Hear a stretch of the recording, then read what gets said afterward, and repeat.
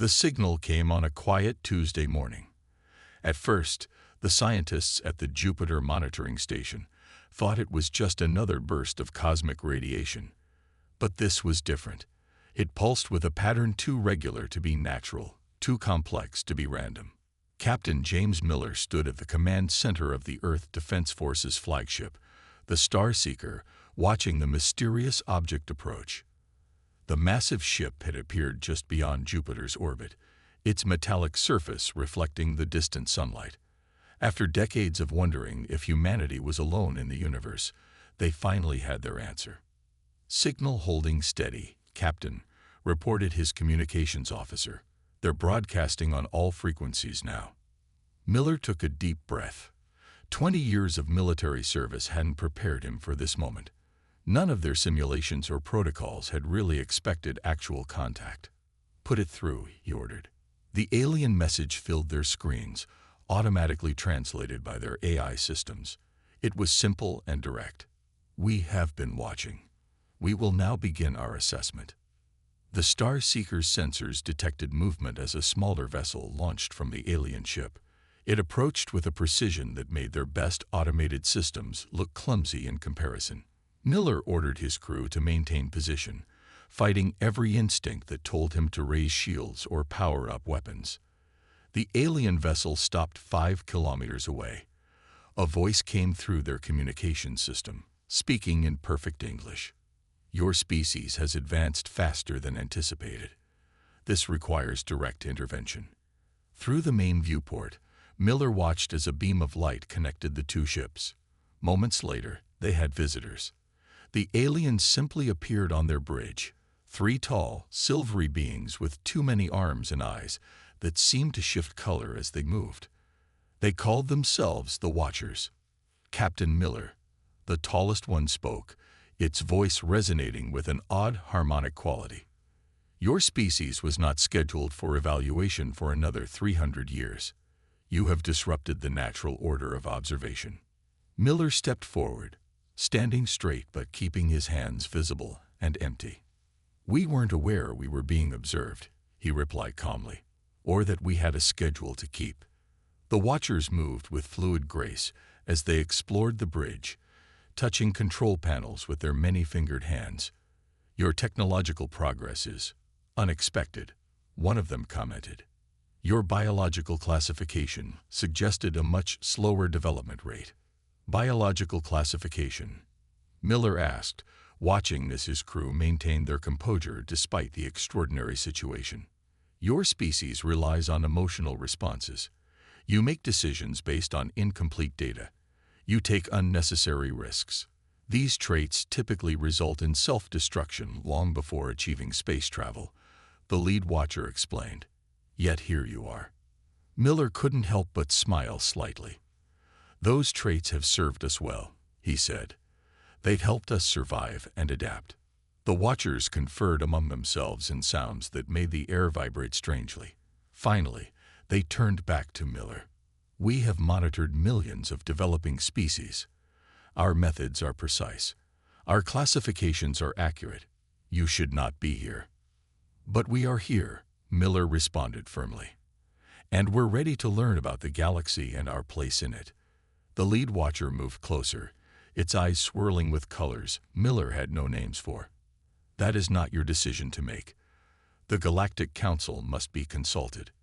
Your species requires special consideration." As quickly as they had appeared, the Watchers vanished. Their ship moved away, but the larger vessel remained near Jupiter. The message they left behind was clear. Humanity had unknowingly been part of a vast experiment, and they had just disrupted centuries of careful observation.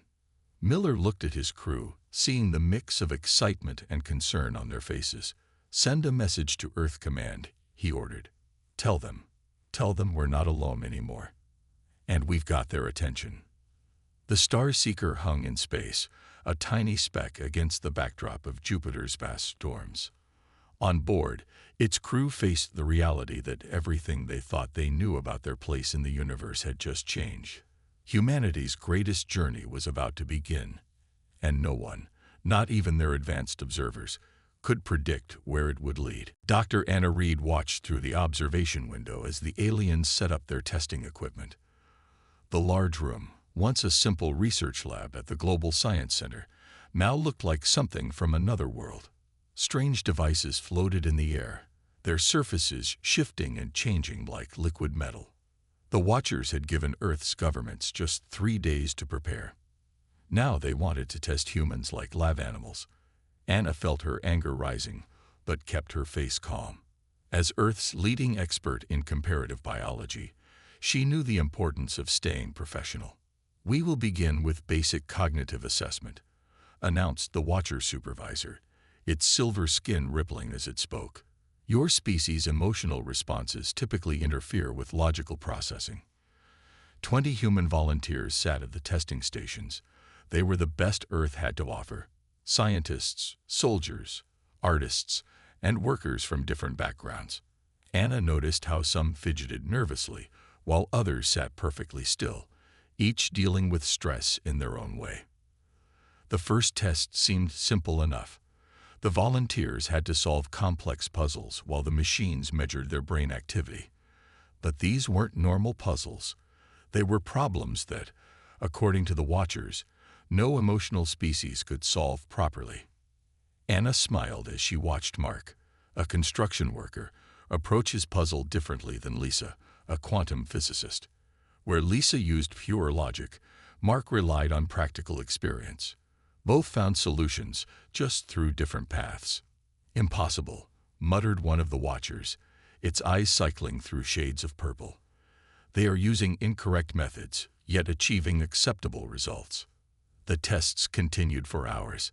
Physical challenges tested strength and endurance. Memory tests pushed the limits of human recall.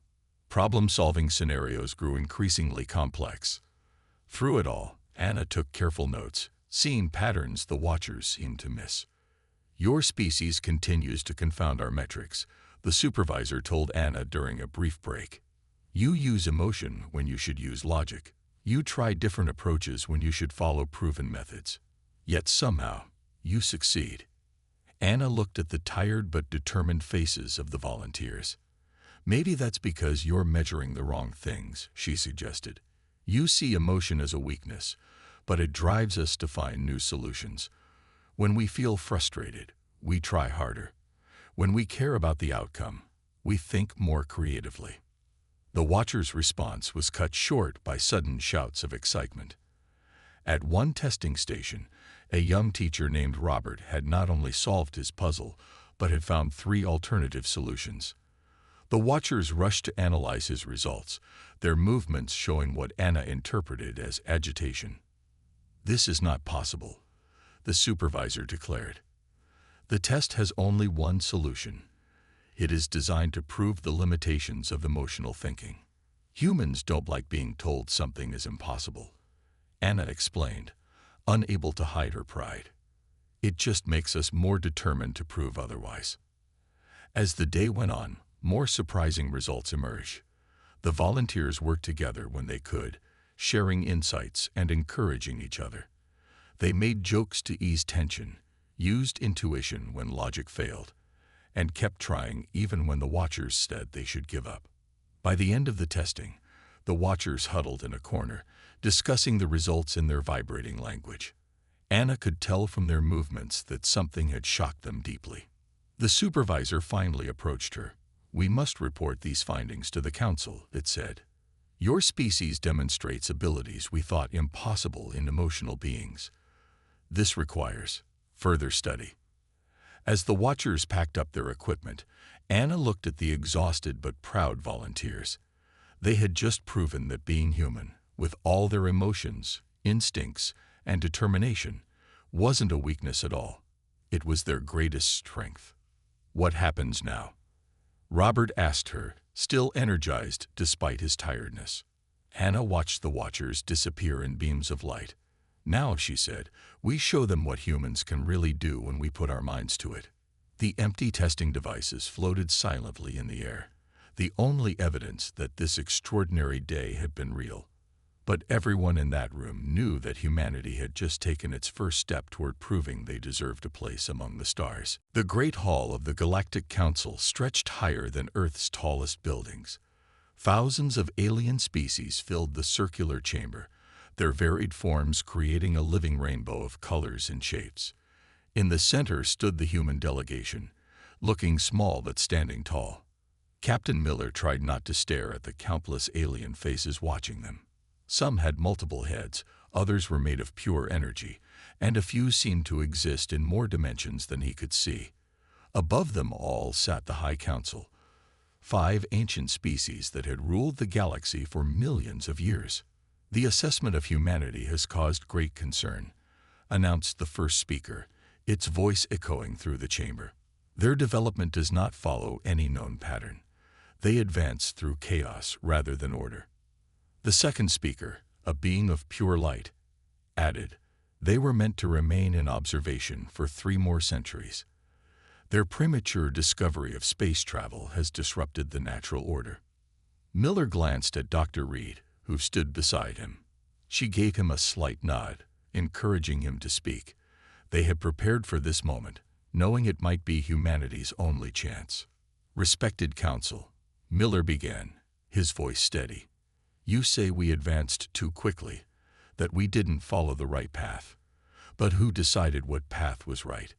Who said there was only one way to reach the stars?" A murmur ran through the chamber.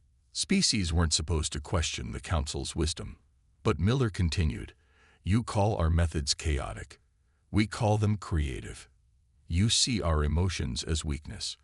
We draw strength from them."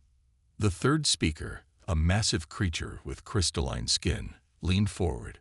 "Your species wages wars. You damage your planet. You let your feelings override logic. These are not traits of an advanced civilization." Dr. Reed stepped forward. "Yet here we stand," she said clearly. "We've made mistakes, yes, but we learn from them. We fight, but we also forgive. We damage, but we also repair. Every failure teaches us something new." The fourth speaker, barely visible in its dark energy form, spoke. "The ancient trials exist to test species' worthiness. No emotional species has ever passed them. Would you dare to attempt what even logic-based civilizations often fail?" Miller looked at his fellow humans. Engineers, scientists, diplomats. They had discussed this possibility. The trials were legendary, designed to prove a species' right to join galactic society. Most species train for centuries before attempting them. "We accept the challenge," Miller announced. The chamber erupted in sound. Some species laughed. Others protested. Many just expressed shock. The fifth speaker raised its many limbs for silence. "You cannot possibly be ready," it stated. "The trials test every aspect of civilization. Technology, wisdom, unity, advancement. You would face species with thousands of years more development than yours." Dr. Reed spoke again, her voice carrying conviction. "On Earth, we have a saying. The best way to prove you can do something is by doing it. We don't need thousands of years. We don't need to be like everyone else. We just need a chance." The 5 council members conferred in private, their energy fields mixing in complex patterns. The chamber waited in tense silence. Finally, the first speaker addressed the humans again. "In all our history, no species has shown such audacity," it said. "Your request is granted. You will participate in the trials. But know this, failure will mean Earth returns to observation status for 1,000 years." Miller stood straighter. "We understand. When do we begin?" "The trials start in 1 planetary rotation," the second speaker announced. "May whatever forces you believe in help you. You will need it." As the human delegation left the chamber, whispers followed them. Most aliens believed they had just witnessed either the bravest or most foolish act in galactic history. Only time would tell which was true. Back on their ship, Miller looked at his team. "Well," he said with a slight smile, "looks like humanity's about to show the galaxy what we can really do." They had just volunteered for the hardest test any species could face. But then again, beating impossible odds was a human specialty. Commander Tom White stood before the massive doors of the trial arena. Behind him, his team of 5 humans waited quietly. Around them, dozens of alien species prepared their most advanced technology for the challenges ahead. "Look at that," whispered Peter, their engineer, pointing at a group of tall blue aliens. "Their equipment practically breaks physics." The aliens were testing what looked like small black holes contained in floating spheres. "We'll stick to our plan," Tom reminded them. "Sometimes the simplest solution is the best one."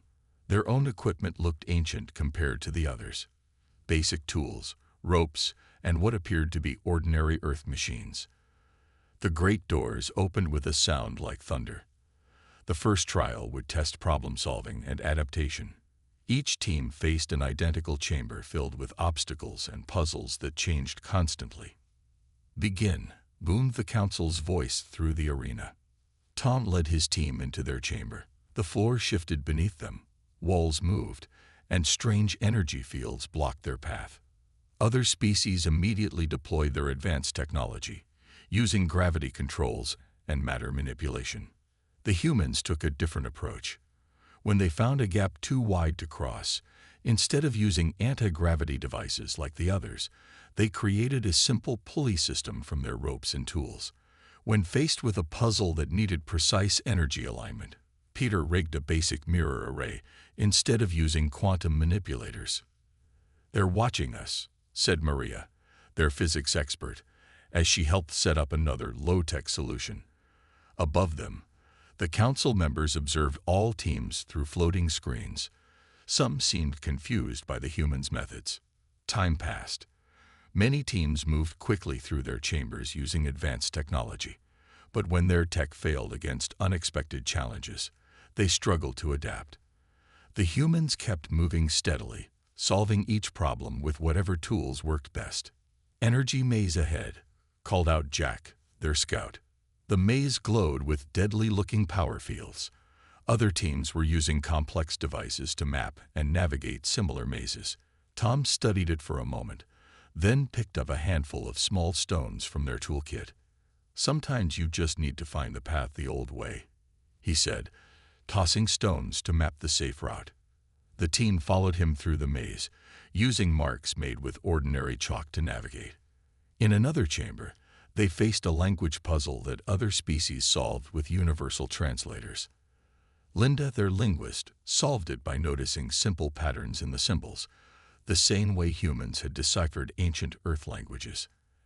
Hours passed. Teams around them either finished using their advanced technology or gave up when that technology failed. The humans kept going, using everything from basic mechanics to simple chemistry tricks learned in high school. "Final chamber," Tom announced as they reached the last challenge. It was a room that seemed to break all physical laws. Gravity reversed randomly, light bent in impossible ways, and reality itself seemed uncertain. Other species had tried to stabilize the room with their technology. The humans saw the patterns in the chaos instead. They timed their movements with the gravity shifts, used the bending light to their advantage, and treated the changing reality like a dance to be learned.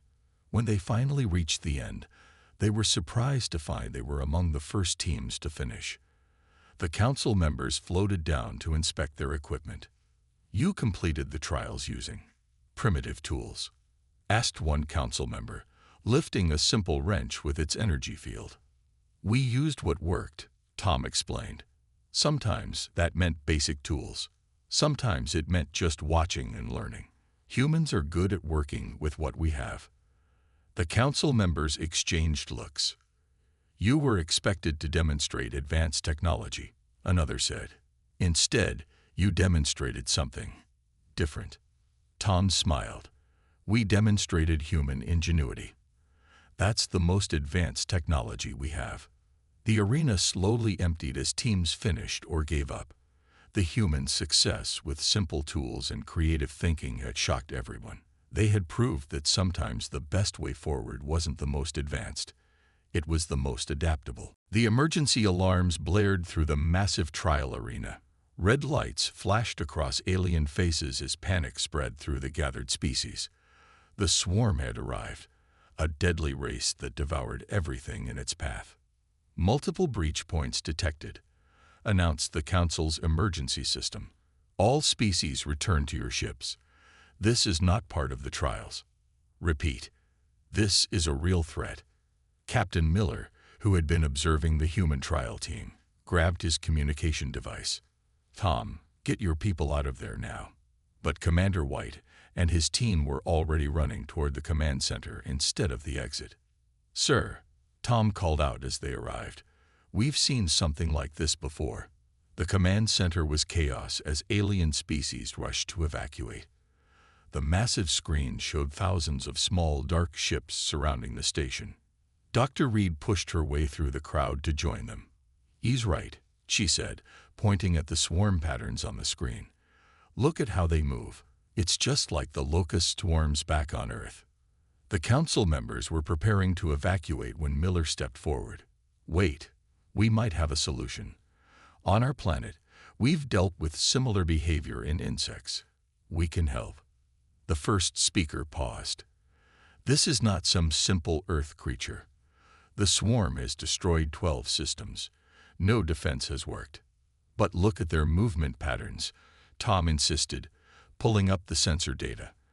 "They follow the same rules as any swarm species. They use simple signals to coordinate. If we can disrupt those signals—" Peter, their engineer, was already working with their simple tools. "We can modify the station's communication array, create a signal that mimics their own but scrambles their coordination." The council members looked at each other uncertainly. Around them, other species continued to flee. The swarm ships were getting closer, their black forms blocking out the starlight. "We need to act now," Miller urged. "Trust us. This is what humans do best. We see patterns, we adapt, we find solutions." Finally, the first speaker nodded. "Do it. We have nothing to lose." The human team moved fast. Peter and Maria rewired communication systems while Tom and Linda calculated swarm patterns. Dr. Reed analyzed the swarm's biological signatures, finding similarities to Earth insects that helped them refine their approach. "Ready," Peter announced as the first swarm ships reached the outer defenses. "Broadcasting now." At first, nothing seemed to happen. The swarm pressed forward, their ships moving in perfect coordination. Then, slowly, the pattern began to break. Ships started moving erratically, bumping into each other, losing their deadly formation. "It's working," Tom shouted. "They're losing coordination." The swarm's attack fell apart as their ships scattered in confusion. Without their swarm intelligence, they were just individual ships with no purpose or direction. The few that tried to continue the attack were easily destroyed by the station's defenses. As the remaining swarm ships fled in disarray, the command center erupted in cheers. Species that had been running for their ships now gathered around the humans, asking questions, offering praise. The council members approached Miller and his team. "You defended the station using modified communication equipment and knowledge of Earth insects," the first speaker said, its tone showing clear amazement. "Sometimes the biggest problems have simple solutions," Miller replied. "You just have to be willing to see the connections." "Your species continues to surprise us," the second speaker added. "You faced one of our greatest enemies with primitive tools and basic natural knowledge." Dr. Reed stepped forward. "That's the thing about humans. We learn from everything around us, even the smallest creatures on our planet. Every piece of knowledge has value." The crisis was over, but its impact would last long after the swarm disappeared. The gathered species looked at the humans with new respect. They had proved themselves not just in the trials, but in a real crisis where lives were at stake. The first speaker turned to address all present. "Perhaps," it said thoughtfully, "we have been measuring advancement in the wrong way all along." The great chamber of the Galactic Council looked different now. The rigid rows of seats had been rearranged into a circle, following the human suggestion that it might encourage better discussion. Dr. Reed stood in the center, presenting her findings about human consciousness to the assembled species. "Our strength isn't in having the most advanced technology," she explained, pointing to the data floating in the air around her. "It's in how we think, how we feel, and how we connect ideas that others might miss." The council members listened with new interest. After the swarm attack, no one questioned humanity's right to be heard. The halls were packed with representatives from thousands of species, all eager to understand these strange beings who had done the impossible. "Look at how human brains work," Dr. Reed continued, showing complex neural patterns. "We don't just process information. We feel it, we dream about it, we make unexpected connections. What you saw as chaos in our thoughts is actually creativity." The first speaker leaned forward. "You are saying that emotions make you stronger, not weaker. This goes against everything we believed about advanced civilization." "Emotions drive us to solve problems," Dr. Reed replied. "When we care about something, we work harder to protect it. When we're curious, we explore further. When we face fear, we either fight harder or find clever ways to survive." Tom White, still tired from the trials, stood up to join her. "During the trials, we didn't succeed because we had better technology. We succeeded because we could think around problems, work together, and adapt quickly." The images above them changed to show recordings from the trials. Humans using simple tools in creative ways, working together to solve complex puzzles, finding patterns that others missed. "But surely there must be order, structure," argued the third speaker. "The galaxy cannot run on emotion and instinct." Captain Miller stepped forward. "Why not both?" he asked. "You have the order and structure. We have creativity and adaptability. Together, we could be stronger than either of us alone." A murmur ran through the chamber as species discussed this idea. The Watchers, who had first discovered humans, moved closer to examine Dr. Reed's data. "We have observed millions of species," they said. "None developed like humans. We thought this meant you were flawed. Perhaps we were wrong." The fifth speaker raised its energy form. "The old measurements of civilization focused on technological advancement, strict logic, and the removal of emotion. Humanity has proved these measurements incomplete." Dr. Reed nodded. "Every species here has something unique to offer. Humans might not have the most advanced ships or the most powerful computers, but we have something else: the ability to look at old problems in new ways." The council members conferred among themselves, their energy fields mixing in complex patterns. The chamber waited in tense silence. Finally, all 5 speakers rose together. "We have made a decision," the first speaker announced. "Humanity's trial results and their defense against the swarm prove they are worthy of recognition, but they cannot be measured by our traditional standards." The second speaker continued. "Therefore, we will create a new classification.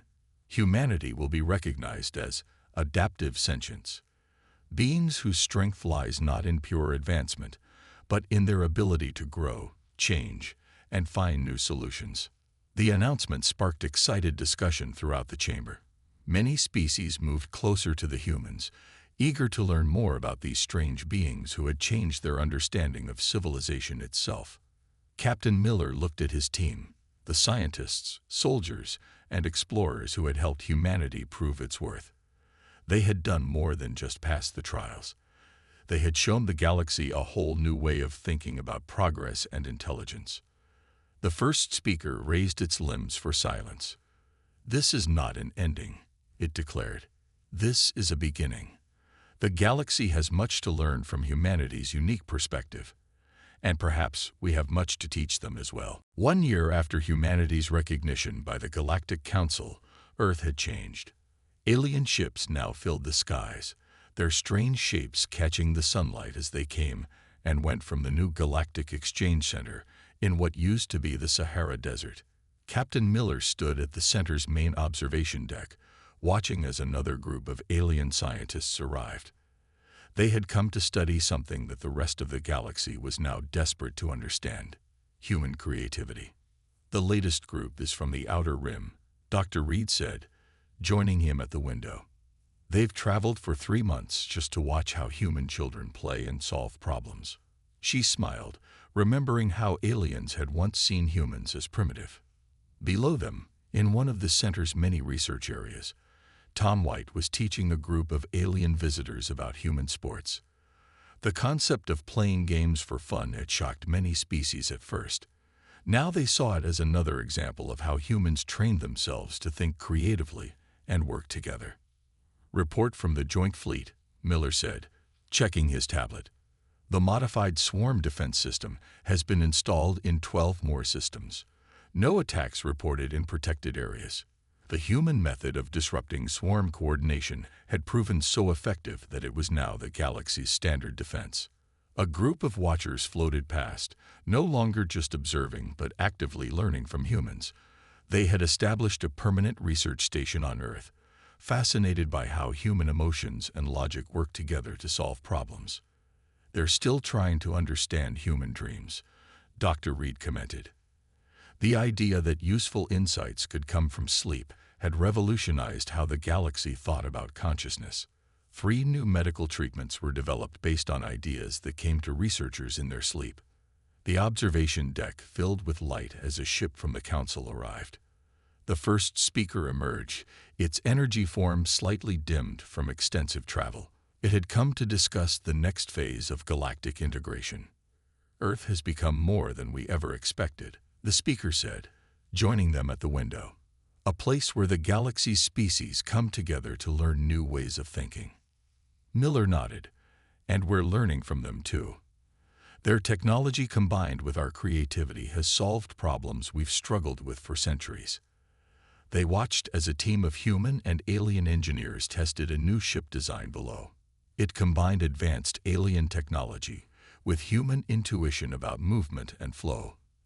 The result was something entirely new, just like the partnership between Earth and the galaxy. "The Council has a request," the first speaker announced. "We wish to establish more exchange centers on other worlds, but we need humans to help run them, to teach others how to think differently." Dr. Reed smiled. "I think we can help with that. Exploring new worlds, meeting new species, finding new ways to solve problems. That's what humans do best." Peter and his engineering team rushed past, excited about some new discovery.